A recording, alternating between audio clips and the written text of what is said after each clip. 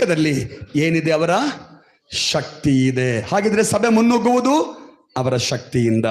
ನಾಲ್ಕನೇದಾಗಿ ದೇವಾಕ್ಯ ನೀವು ಓದ್ ನೋಡ್ರಿ, ಹೇಳುತ್ತೆ ದೇವರ ಸಭೆ ಈ ಭೂಮಿಯಲ್ಲಿ ನೆಲೆಗೊಂಡಿರುವುದು ಅವರ ಮಹಿಮೆಗಾಗಿ, ಅವರ ಮಹಿಮೆಗಾಗಿ. ಅದನ್ನೇ ಯೇಸು ಹೇಳಿದ್ದು, ನಾನು ನನ್ನ ಸಭೆಯನ್ನು ಕಟ್ತೀನಿ, ಕ್ರೆಡಿಟ್ ಯಾರಿಗೂ ಕೊಡೋದಿಲ್ಲ ನಾನು. ಸ್ತೋತ್ರ ಸ್ತೋತ್ರ ಸ್ತೋತ್ರ ಸ್ತೋತ್ರ. ನಾವಾಗಿದ್ದರೆ ನೋಡ್ರಿ ನನ್ನಿಂದ ಹೆಂಗಾಯ್ತು ನೋಡ್ರಿ.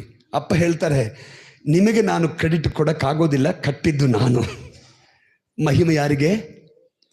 ಈ ಲೋಕದಲ್ಲಿ ಸಭೆಯನ್ನ ದೇವರು ಸ್ಥಾಪನೆ ಮಾಡಿ ಕಟ್ಟುವುದರ ಮೂಲ ಉದ್ದೇಶ ಅವರ ನಾಮ ಸಭೆಯಲ್ಲಿ ಮಹಿಮೆಯಾಗಬೇಕು. ಹಾಲೆಲೂಯ. ಇವತ್ತು ರಾತ್ರಿ ನಮ್ಮ ಪ್ರಾರ್ಥನೆ ಅದೇ ಆಗಿರಲಿ. ದೇವರೇ, ಈ ಸಭೆಯಿಂದ ಬೇರೆ ಯಾರ ಹೆಸರು ಪ್ರಖ್ಯಾತಿಗೆ ಬರೋದು ಬೇಡ, ನಿಮ್ಮ ನಾಮ ಒಂದೇ ಮಹಿಮೆ ಹೊಂದಲಿ. ದೇವರ ನಾಮ ಒಂದೇ ಮಹಿಮೆ